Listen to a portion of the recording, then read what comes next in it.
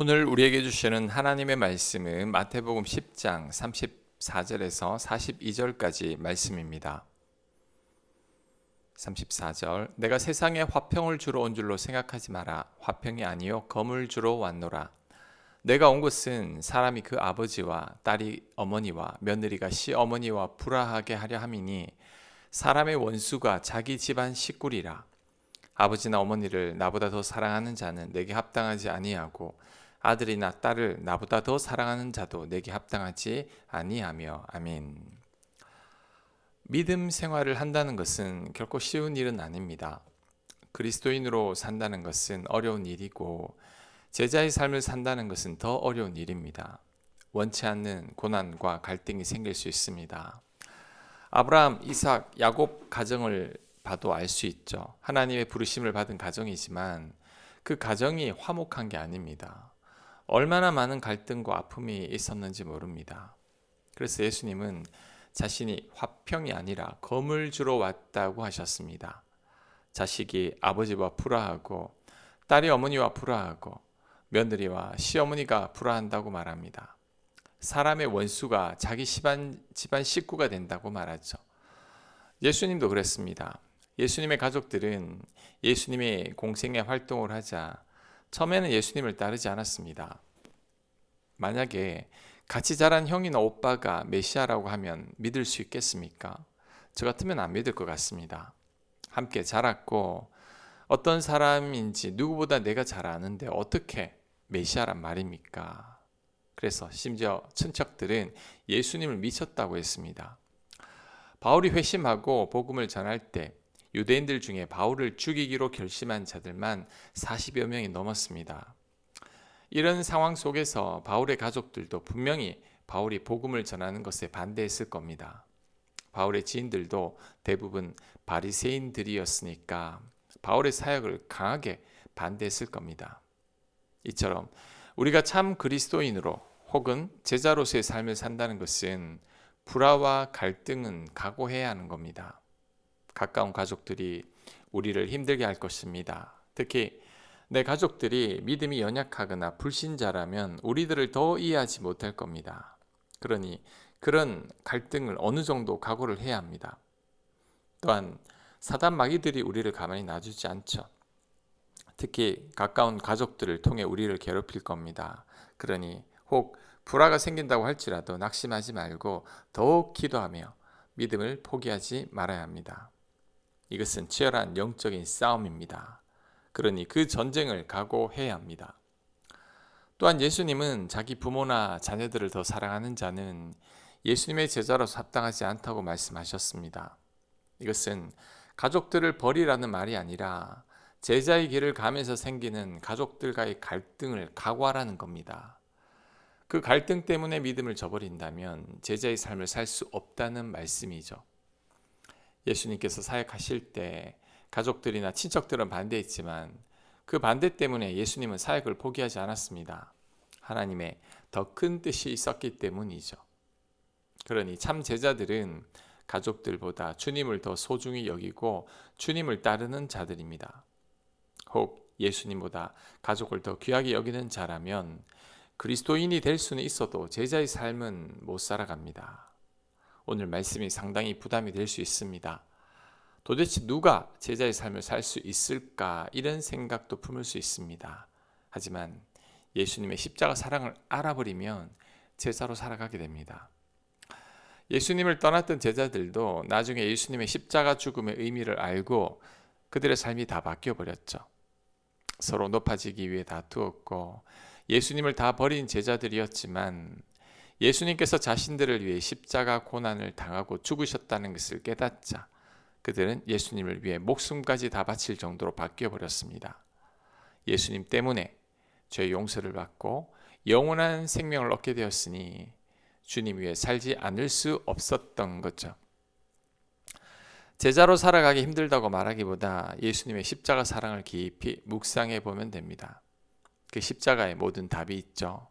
그 사랑 알아버리면 고난이 있다고 할지라도 제자의 삶을 살아가는 것을 포기하지 않게 됩니다. 주님 최우선의 삶을 사는 것이 어렵지 않습니다. 주님의 사랑을 깊이 알게 되면 우리도 충분히 제자의 삶을 살아갈 수 있습니다. 38절 또 자기 십자가를 지고 나를 따르지 않는 자도 내게 합당하지 아니하니라. 자기 목숨을 얻는 자는 잃을 것이요 나를 위하여 자기 목숨을 잃는 자는 얻으리라. 아멘. 자기 십자가를 지고 나를 따르는 것이 뭘까요? 십자가를 지고 골고다 언덕을 오르는 예수님을 생각하면 됩니다. 예수님도 그 힘든 십자가를 지고 싶지 않으셨습니다. 그래서 겟세마네 동산에서 씨름을 한 거죠. 하지만 결국 자기와의 싸움에서 이기고 십자가를 지신 겁니다. 모든 인간은 편하게 살고 싶은 욕망이 있습니다. 돈과 권력과 성에 대한 욕망이 끊임없이 있습니다. 이런 세상적인 욕망을 예수님보다 더 사랑하는 자는 절대 주님의 제자는 될 수 없습니다. 제자는 이런 욕망들을 십자가에 못 박은 자들이죠.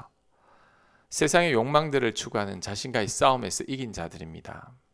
이런 자들이 주님의 제자로 살아갈 수 있습니다. 내가 주님보다 더 사랑하는 게 있다면 절대 주님의 제자가 될 수 없습니다. 내 십자가를 지고 골고다 언덕을 오를 수 없습니다. 제자는 자신보다 주님을 더 사랑하는 자들이죠. 주님을 위해서 기꺼이 죽을 수도 있는 자들입니다. 그런데 이런 삶이 어려워 보이지만 십자가 사랑을 알게 되면 충분히 가능합니다. 찬송가 317장 가사가 이렇죠. 주날 위에 보배로운 피 흘리사 그 귀하신 생명까지 다 주시니 내 천한 몸 이 한 몸을 왜 아끼랴. 그 사랑 알아버리면 내 자신을 아끼지 않게 된다는 거죠. 이런 고백을 할 수 있는 우리 모두가 되길 바랍니다. 40절 너희를 영접하는 자는 나를 영접하는 것이요 나를 영접하는 자는 나를 보내신 이를 영접하는 것이니라. 선지자 이름으로 선지자를 영접하는 자는 선지자의 상을 받을 것이요 의인의 이름으로 의인을 영접하는 자는 의인의 상을 받을 것이요 또 누구든지 제자의 이름으로 이 작은 자 중 하나에게 냉수 한 그릇이라도 주는 자는 내가 진실로 너희에게 이르노니 그 사람이 결단코 상을 잃지 아니하리라 하시니라. 아멘. 자, 지금까지 참 부담스러운 말씀이었지만 이제 예수님께서 소망을 주고 위로가 주는 말씀을 주십니다. 주님과 복음을 위하여 애쓰는 자들을 하나님께서 축복해 주실 것이라고 말씀합니다. 반드시 하나님께서 보상해 주신다고 말씀합니다. 심지어 이런 제자들을 영접하고 섬기는 자들도 제자들과 동일하게 보상해 주시겠다고 말씀합니다. 그래서 선지자를 영접하는 자에게는 선지자가 받을 상을 받을 것이라고 말씀합니다. 의인을 영접하는 자는 의인의 상을 받는다고 말씀합니다. 그렇다면 우리가 주님을 위해 산다면 우리가 주님과 같은 상을 받는다는 말씀입니다. 하나님께서 반드시 보상해 주겠다는 말씀이죠. 우리가 하찮은 사람에게 베푼 냉수 한 그릇도 하나님 다 갚아 주시겠다고 약속하셨습니다. 우리 하나님께는 절대 공짜가 없다는 것을 기억해야 합니다. 제자의 삶을 산다는 것은 쉽지 않지만 그에 따른 칭찬과 보상이 얼마나 큰지 모릅니다. 예수님께서 인류를 위해 십자가 지셨을 때 하나님은 예수님을 모든 이름 위에 뛰어난 이름을 주셨습니다. 모든 피조물들이 예수님을 경배하게 했죠. 이처럼 우리가 주님의 제자로서의 삶을 살아갈 때 반드시 하나님의 놀라운 축복과 보상이 있습니다. 이 축복과 보상은 영원합니다. 예수님께서 하신 말씀, 그 사람이 결단코 상을 잃지 아니하리라. 이 말씀을 우리는 굳게 믿어야 합니다. 이 땅에서의 축복과 보상은 죽고 나면 다 사라지고 말 것들입니다. 죽어서 그 어느 것도 하나 가져갈 수 없었죠. 솔로몬의 그 모든 영화도 솔로몬이 죽는 순간 다 끝입니다. 우리가 주님의 제자로서의 삶을 살지 않고 내 욕망을 따라 살아간다면 지금 당장은 좋을 수 있습니다. 하지만 심판대 앞에서 초라해질 겁니다. 날 위해 죽으신 예수님 앞에 부끄러워질 겁니다. 혹 예수님께서 나는 너를 위해 십자가에 죽었는데 너는 나를 위해 뭐 했니? 라고 한다면 우리는 아무런 할 말이 없을 겁니다. 제자의 삶을 살아가는 것이 쉽지는 않습니다. 하지만 우리는 제자의 삶을 살아야 합니다. 날 위해 십자가에 달리신 예수님을 생각하면 어렵고 힘든 삶이 아니라 마땅한 삶이라는 것을 알게 됩니다. 그리고 이런 삶에 대한 보상이 반드시 있습니다. 하나님께서 약속하셨습니다. 그러니 이제는 남은 인생 주님 위에 살아가야 합니다. 그런 삶이 가장 복된 삶이고 우리가 마땅히 살아가야 할 삶입니다. 아멘. 하나님, 남은 인생 나만을 위해 살지 않게 하옵소서. 주님 위해 살게 하여 주옵소서. 나를 위해 살 때 이 세상이 끝나는 날 모든 것이 끝이지만 우리 주님 위해 살 때 영원한 보상을 약속하신 그 하나님의 말씀을 믿고 오늘도 묵묵히 그리스도인의 길을 걸어갈 수 있는 저희가 되게 하옵소서. 좁은 길을 걸어가는 저희가 되도록 역사하여 주시옵소서. 예수님 이름으로 기도합니다. 아멘.